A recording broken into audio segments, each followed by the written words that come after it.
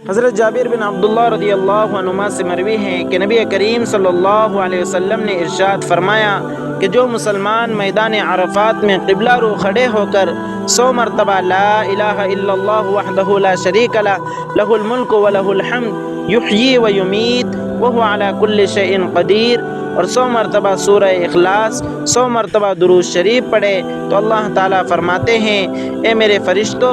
میرے اس بندے کی جزا کیا ہے؟ اس نے میری پاکی بیان کی، میری وحدانیت کا اعلان کیا، میری بڑائی اور عظمت کا اظہار کیا اور مجھے پہچان کر میری حمد و ثنا کی اور میرے پیغمبر پر درود بھیجا۔ فرشتوں گواہ رہنا اس بندے کی میں نے مغفرت کر دی ہے اور اس کی ذات کے بارے میں اس کی سفارش مان لی ہے، اور اگر میرا یہ بندہ سارے عرفات میں ٹھہرنے والوں کے لیے کوئی درخواست کرے گا تو ان کے بارے میں بھی میں اس کی سفارش کو قبول کروں گا۔